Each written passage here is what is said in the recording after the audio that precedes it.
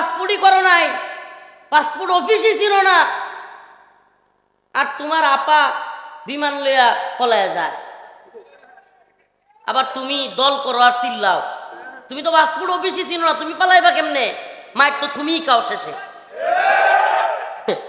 হ্যাঁ, কিন্তু পাসপোর্ট অফিসই চিনে না, বিমানবন্দর পর্যন্ত জীবনে গেছে না। হ্যাঁ, দল করে আর চিল্লায়। হ্যাঁ, আপাইন্দা আপনাদেরকে কি গল্প শোনাবো? নিজের কারগুজারি তো শুনছেন, আমাদের জুব্বা পর্যন্ত খোলা হয়েছে, লঙ্গি খোলা হয়েছে, মহিলারা আমাদেরকে এসে জড়ায়া ধরছে। রিমান্ড রিমান্ড, মহিলা জড়ায়া ধইরা ওগুলো আবার এনে কয়টা ক্যামেরা, এর চাইতে বেশি ক্যামেরা আমি দেখছি, ওগুলোর আবার ছবি তুলছে, বিড়ি হাতে ধরাইয়া দেওয়া হয়েছে।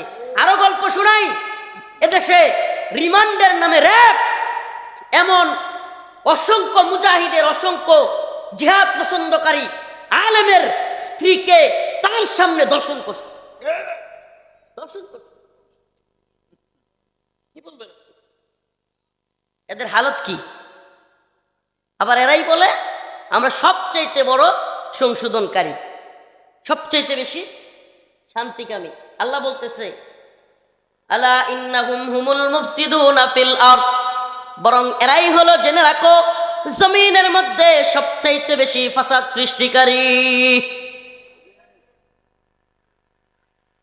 আমাকে বলেন, যদি এই মহিলার কথা সত্য হইতো যে সে হত্যাকাণ্ড চায় না, তাইলে আবু সাইদ হত্যার পরে সে পদত্যাগ করতো না? মীর মুগ্ধর হত্যার পরে কি পদত্যাগ করতো না? শত শত লাশ পড়ে গেছে, পদত্যাগ করে নাই।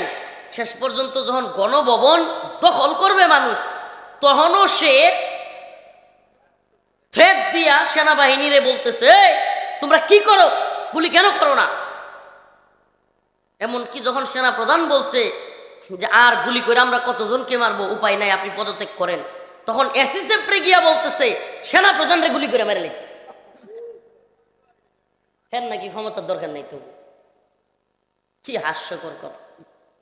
আর তাদের কথাও একদল লোক বিশ্বাস করে আর নাচানাচি করে। তুমি মিয়া হনো পাসপোর্টই করো নাই, পাসপোর্ট অফিসই ছিল না, আর তোমার আপা বিমান লইয়া পলায় যায়। আবার তুমি দল করো আর চিল্লাও। তুমি তো পাসপোর্ট অফিসই ছিল না, তুমি পালাইবা কেমনে? মায়ের তো তুমিই খাও শেষে। হ্যাঁ, কিন্তু পাসপোর্ট অফিসই চিনে না, বিমানবন্দর পর্যন্ত জীবনে গেছে না। হ্যাঁ, দল করে আর চিল্লায়। হ্যাঁ, আপাইন্দা এই তো হালত, এই তো হালত। অতএব এই সমস্ত দলগুলো থেকে নিজেকে হেফাজতে রাখো। আল্লাহ নিজে বলতেছেন, ইখাদিউনাল্লাহা ওয়াল্লাযীনা আমানু ওয়া মা ইয়াখদাউনা ইল্লা আনফুসাহুম ওয়া মা ইয়াশউরুন। এরা মনে করে এরা আল্লাহরেও ধোঁকা দিতেছে, ইখাদিউনাল্লাহা ওয়াল্লাযীনা আমানু, এবং ঈমানদাররাও ধোঁকা দিতেছে। আসলে এরা ওয়া মা ইয়াখদাউনা ইল্লা আনফুসাহুম, এরা আল্লাহরেও ধোঁকা দিতে সক্ষম না, মুমিনদেরকেও ধোঁকা দিতে সক্ষম না, বরং এরা নিজেরাই নিজেরা ধোঁকা দেয়। এই যে ফোনে এই কথাগুলো কয়, এটা কারে ধোঁকা দেয়? ভাই, একটা কথা মনে রাখবেন, নিফাকি চরিত্রের মানুষের অন্তরে শান্তি থাকে না। এরা ক্ষমতাচ্যুত হইলে পাগলের মতো হয়ে যায়। আপনি দেখবেন আপনাদের সমাজেও কিছু লোক ক্ষমতা এখন কমে গেছে, এরা দেখবেন আবল তাবল কইতেছে, পাগলের মতো গুজব ছড়াবে, এইটা বলবে সেটা বলবে। মানে সে যে এখন কি করবে, আসলে তার তো ক্ষমতা নাই। সে হঠাৎ করে হুজুরে দমক মারতো আগে, হঠাৎ করে রাস্তা দিয়া এমনি এমনি হাঁটতো। এখন যখন দেখে হ্যাঁ যদি এখন এমনি এমনি হাঁটে, পাশায় লাথি দিয়া মানুষে তার পুকুরে ফেলাই দিবে। এখন হ্যাঁ এমনি এমনি হাঁটে হাঁটে, আর মোবাইলটা লই আই গুজব ছড়া, গুজব ছড়া, খালি এটা সেটা এটা সেটা। প্রিয় হাজিরিন, এরা ইমানের কথা বলবে কিন্তু ফাসাদ সৃষ্টি করবে। এটা আমার কথা না, আল্লাহর কথা। আল্লাহ বলতেছেন, খতামাল্লাহু আলা কুলুবিহিম ওয়া আলা সামইহিম। আল্লাহ নিজে বলতেছেন। আসলে এদের সমস্যাটা কোথায় জানেন? আল্লাহই কয়ে দিতেছে, খতামাল্লাহ, আল্লাহ এদের মোহর মেরে দিছে। মোহর বুঝেন? কখনো অর্ডার কইরা আপনার ওই যে গাড়ি দিয়া দিয়া যায় বিভিন্ন জায়গা থেকে মাল কি দিয়া কুরিয়ার সার্ভিসে মাল আনছেন, কুরিয়ার সার্ভিসে মাল সবগুলো ঢুকাইয়া পরে উপরে একটা সিল দিয়া সব দিকে কষ্টি পেঁচাইয়া উপরে যেটা মাইরা দেয় এটার নাম হলো সিল, মোহর। এটা কি আল্লাহ পাক এরারে প্যাকেট কইরা মোহর বাইনা দিছে। আল্লাহ কইতাছে এরা স্বভাব দেয় এমন, খতামাল্লাহু আলা কুলুবিহিম ওয়া আলা সামইহিম, আল্লাহ বলেন এদের অন্তরে সিল মাইরা দেওয়া হয়েছে। এদের অবস্থা হইল এমন যে এদের কান আছে কিন্তু শুনবে না। খতামাল্লাহু আলা কুলুবিহিম ওয়া আলা সামইহিম ওয়া আলা আবসারিহিম, এদের চোখ আছে কিন্তু দেখবে না। ওয়ালাহুম আযাবুন আযীম, এদের জন্য রয়েছে কঠিন শাস্তি, কঠিন শাস্তি। এবার আমাকে বলেন, এই জমিনের মধ্যে ফাসাদ সৃষ্টি করতে চাওয়া দল বা ব্যক্তিদের দ্বারা আদৌ কি জমিনের মধ্যে শান্তি প্রতিষ্ঠা সম্ভব? আমার কথা কি বুঝতেছেন? শান্তি পাবেন? একদল 15-16 বছর মানুষদের পকেট খেটেছে, জুলুম করেছে, অত্যাচার করেছে, নির্যাতন করেছে, চাঁদাবাজি করেছে, টেন্ডারবাজি করেছে। আপনাদের ময়মনসিংহের শান্ত মিয়া নাম দিছে শান্ত, কত অশান্তির হেডমাস্টার এই লোক। সত্যি কি সত্যি না? নাম কি? শান্ত, অথচ কত অশান্তির হেডকোয়ার্টার। এই যে ময়মনসিংহের শম্ভুগঞ্জ ব্রিজ, কি পরিমাণ টাকা পয়সা গাড়িগুলো থেকে নিছে, এখন কই চান্দা নেওয়া? ব্রিজের টাকা নেওয়া কত আগেই শেষ, অথচ এদের দালালি কিন্তু শেষ হয় নাই। মজার ব্যাপার হইল 5ই আগস্ট রাতের বেলায় ওরা চলে গেল, দিনের বেলায় রাতের বেলায় দেখি আরেক গ্রুপ টিহা নেওয়া শুরু। এইগুলো কারা? শুরু করছিল সেনাবাহিনী আর পোলাপানা, একজন পাশাই বাড়ি দিছে তো এখন টেহা নেয় না। আল্লাহ না করো ক্ষমতায় যদি আবার গুইরা আরেক দল এইটি আসে, এরাও চান্দাবাজি শুরু করে দিব। আশ্চর্য। তাইলে কি হইল? যেই লাউ সেই কদু, যেই লাউ সেই কদু। তাইলে আমাদের যাওয়ার জায়গা কোথায়? হুয়াল্লাযী আরসালা রাসূলাহু বিল হুদা ওয়া দীনিল হক লিইয়ুযহিরাহু আলাদ দীনি কুল্লিহি ওয়ালাউ কারিহাল মুশরিকুন। আল্লাহ বলে দিচ্ছেন যাওয়ার জায়গা কোথায়। আল্লাহ বলতেছেন আমার নবীকে, আমার রাসূলকে আমি সত্য দিন হিদায়াত সহকারে সত্য দিন দিয়া পাঠাইছি, তোমরা সেটাকেই বিজয়ী করো। আলা দীনি কুল্লি, সমস্ত দিনের উপর এই দিনকে বিজয়ী করো, এই দিনকে প্রতিষ্ঠিত করো। কোরআন সুন্নাহ অনুযায়ী ইসলামিক রাষ্ট্র ব্যবস্থা নিয়ে আসো। শুরা ভিত্তিক, ন্যায় ইনসাফগার এবং জুলুম করবে না এমন কিছু নেই। ইনসাফগার মানুষকে তোমরা শুরার মধ্যে বসাও। সুরের বুট, বাটপারের বুট, হিন্দুর ভোট, ডাকাতের ভোট আর শাইখুল হাদিস সাহেবের, বড় মুফতি সাহেবের ভোট এক। এই গণতান্ত্রিক সিস্টেমে এটার সমাধান হবে না। আমার কথা মনে হয় বুঝাইতে পারি। সুরের বোর্ডের মূল্য আর শাইখুল হাদিস সাহেবের বোর্ডের মূল্য আলাদা। এটা কোনো কথা ওই কয় আলাদা, বুঝে না। শাইখুল হাদিস সাহেব ভোট দিলে, আমি ভোট দিলে ভোট দুইটা পড়বো না একটা। সুরে ভোট দিলে যদি এলাকা গাঁজাখোর দিয়া ভরপুর হয়, তাইলে এলাকার চেয়ারম্যান হলো বড়, এলাকার চেয়ারম্যান কোনটা হইব যেটা সবচেয়ে বেশি গাঁজাখোর। কারণ গাঁজাখোরদের লিড তো আরেক গাঁজাখোরই লাগবো। এটা গল্প শোনামনি এমনি করে।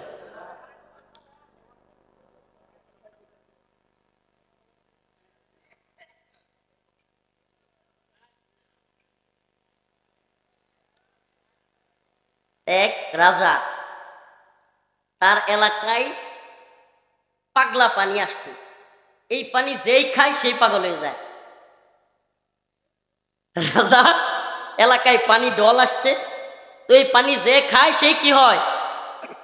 এখন রাজা তার উজিরদেরকে সবাইকে রাজদরবারে ডাকলো, কি সর্বনাশ, সমানে মানুষ পাগল হয়ে যাচ্ছে, ল্যাংটা হয়ে ঘুরতেছে, যারে মন চায় তারে ধরতেছে, কামড় দিচ্ছে, এখন উপায় কি বলো।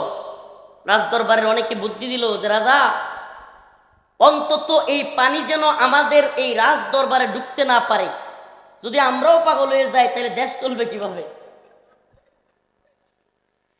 রাজার বুদ্ধিটা বড় পছন্দ হইল। রাজা বললেন ঠিক আছে, তাইলে রাজ দরবারের সব দিক থেকে পানি যাতে না ঢুকতে পারে এরকম দেয়াল দিয়ে দাও। রাজা দেয়াল দিয়ে দিল, কিন্তু অল্প দিন পর দেখা গেল সমস্ত দেশের পাগলরা এসে রাজ দরবারে হামলা দিল। তাদের বক্তব্য কি? তাদের বক্তব্য হইল যে আমরা সব কাপড় চুপড় নাই, কিচ্ছু নাই, আমরা একজন আরেকজনের সাথে এইভাবে নাচি, খেলি, ঘুরি, কামড় দেই, যেমন চাই তা করি, কাপড় চুপড় পরি না, এইগুলো মনে হয় পাগল, এগুলোর দর, এগুলোরও কাপড় খুলতে হবে। পাগলরা কারে পাগল কয়? রাজ দরবারে যারা আছে। কারণ রাজা আবার পরামর্শ সভা ডাকলো, কি সর্বনাশ, এরা তো আমাদেরকে ধরে ফেলবে, এরা এদের তো ফিরানো যাচ্ছে না।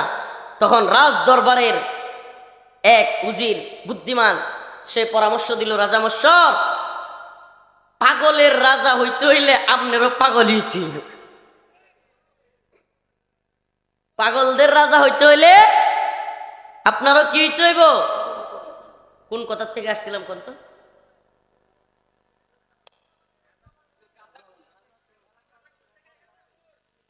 মাশাআল্লাহ, আমি বয়ানের মাঝে মাঝে পরীক্ষা নেই।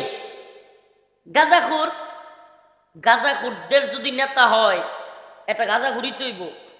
গাঁজাখুররা চিন্তা করব এই মহল্লায় 100 গাঁজাখুর আছে, এদের যদি নিরাপত্তা দিতে হয়, নির্বিঘ্নে এরা যেন গাঁজা খাইতে পারে, সেজন্য এমন একজন নেতা দরকার যেটাও গাঁজাখুর।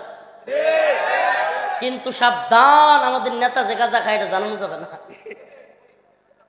আমাদের নেতা যে গাঁজা খায় এটা কি করা যাবে না, জানানো যাবে না। তাইলে কিন্তু যেটি গাঁজা খায় না এটি কি করবে না, ভোট দিবে না। আমাকে বলেন, একটা গাঁজাখোরের বুটের মূল্য আর আব্দুল হালিম শাহ হুজুরের বুটের মূল্য এক না বেশি?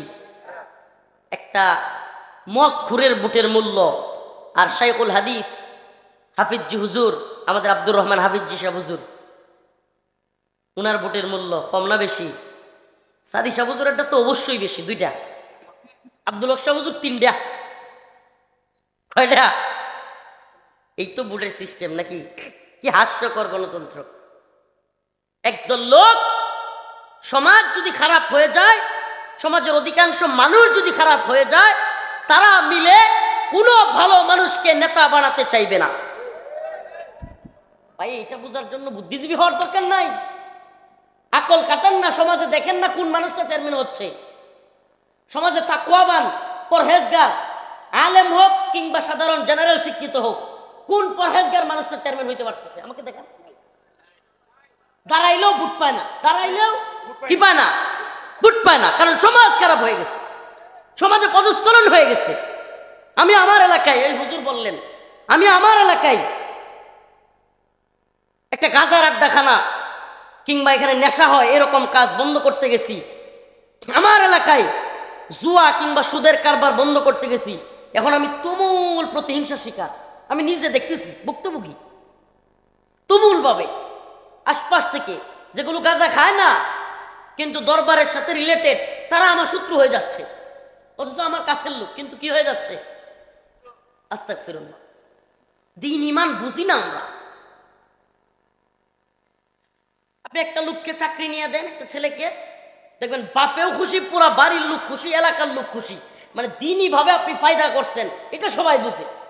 কিন্তু আপনি একটা লোককে দাঁড়িয়ে রাখাইছেন, নামাজি বানাইছেন, এটা যে আখেরাতে কত বেশি কল্যাণ, একটা লোককে গাঁজা খাওয়া থেকে ফিরাইছেন, এটার যে কত বেশি ফায়দা, এটা সমাজ বুঝে না। এটা আশ্চর্য কাহিনী, এটা সমাজে বুঝে না। আপনি দেখেন না, একটা ছেলেকে চাকরি নেওয়া দেন উপরের মহলে, আরে আপনার প্রশংসা এলাকা সব লোক করবে, সবাই এসে ধরবে, হুজুর আমার ছেলেটাকে একটা চাকরি নেওয়া দেন। এই দুনিয়ার হালতটা বুঝে। প্রয়োজনে আপনি 2 লাখ টাকা ঘুষ নেন, তাও আমরা ভালো মানুষ। খালি একটা ছেলেটার চাকরি লওয়াই দেন। কি নষ্ট সমাজ তৈরি হয়েছে, পদস্খলন হয়ে গেছে আমাদের, সামাজিক পদস্খলন। ভালো লাগবে না এই কথাগুলো অনেকের। আমাদের সামাজিক অবক্ষয় এটা 1-2 দিনে হয় নাই, 1-2 মাসে হয় নাই, দীর্ঘদিন যাবৎ হয়ে আসতেছে। সমাজে ভালো মানুষের মূল্যায়ন কম, বাস্তবে মূল্যায়ন কম।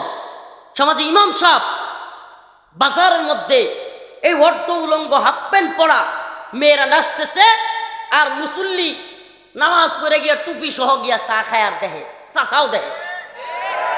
আজকে আমি মজা নেওয়ার জন্য কোনো কথা বলিনি, এটা আমার অভ্যাসই নেই। খাইতেছে সবাই মিলে বাজারের মধ্যে এগুলো করতেছে। ইমাম সাহেব গিয়া বলো কে এগুলো বন্ধ করেন, দেখবেন ইমাম সাহেব বলবে হুজুর মসজিদে যান, ওইটাই বেলা। সমাজ তৈরি করলাম আমরা, কোন সমাজ তৈরি করলাম আমরা? হইতেছে কি হয় নাই? হুজুরদেরকে মসজিদে দেখতে আমাদের ভালো লাগে, মাদ্রাসায় দেখতে আমাদের ভালো লাগে, হুজুরদেরকে রাষ্ট্র মেরামতের কাজে দেখতে আমাদের ভালো লাগে না।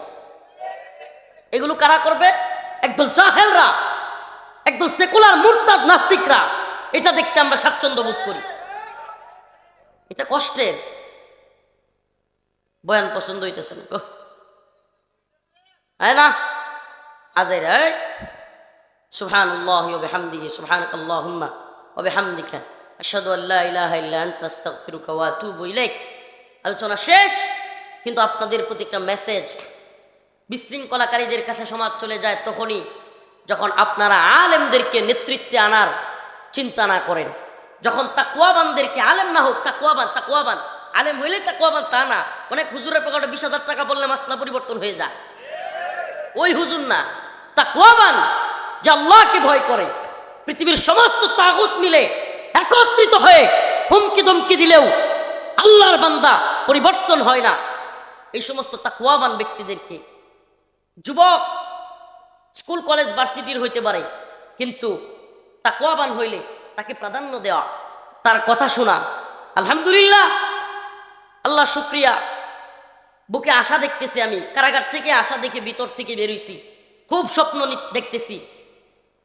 নতুন একটা প্রজন্ম তৈরি হয়ে গেছে, যারা স্কুলে পড়ে, ভার্সিটিতে পড়ে, কিন্তু টাকনুর উপর কাপড় পরে, দাঁড়িয়ে রাখে, 5 ওয়াক্ত নামাজ পড়ে। আলহামদুলিল্লাহ, এরা মেয়েদেরকে, তাদের বউদেরকে পর্দায় রাখতেছে। এই একটা সমাজ তৈরি হচ্ছে। যারা রসুলকে কটূক্তি করলে রাজপথে নেমে আসে, যারা জালেম হাসিনার বিরুদ্ধে বুক পেতে দিয়েছে, একটা প্রজন্ম তৈরি হচ্ছে। এটা আমাদের জন্য শুকরিয়ার বিষয়। আমি স্বপ্ন দেখি ইনশাআল্লাহ সুম্মা ইনশাআল্লাহ, যে জাতি বুলেট বুকে নিতে শিখে গেছে, সে জাতিকে পৃথিবীর কোন পরাশক্তি, ভারত হোক, আমেরিকা হোক, আর কোনদিন গোলামীর জিঞ্জিরে আবদ্ধ করতে পারবে না ইনশাআল্লাহ। ফাঁসি ফাঁসি ফাঁসি চাই, ফাঁসি ফাঁসি ফাঁসি চাই। অ্যাকশন অ্যাকশন, ওলামায়ে কেরামদের অ্যাকশন, মুসলমানের অ্যাকশন, ছাত্র জনতার অ্যাকশন, মাহমুদুল হকের অ্যাকশন, মাদানির অ্যাকশন। আমার কিছু কথা বুঝবার চেষ্টা করেন। রাষ্ট্র রাজনীতি আমরা খেয়ালই করি না। আমার ছেলেটার কবে চাকরি হবে, মেয়েটারে কবে ভালো একটা বিয়ে দিতে পারবো, সকালে গরুটা নিয়ে কয়টার সময় বের হবো, এই চিন্তাগুলো আমাদের মাথায়। আমাদের কি হচ্ছে কি হবে চিন্তাই নাই। অথচ সীমান্তের ওপারেই অস্ত্র নিয়ে শত্রু বসে আছে, কখন এদেশে হামলা করবে বলতেই পারি না, আমরা জানি না, খবরই রাখি না। মনে হয় খবর রাখার প্রয়োজনও নাই। আস্তাগফিরুল্লাহ।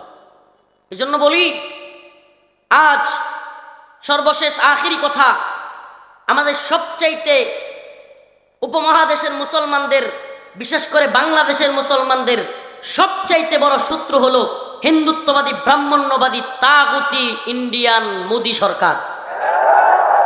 এটা আমাদের মাথায় ঢুকান।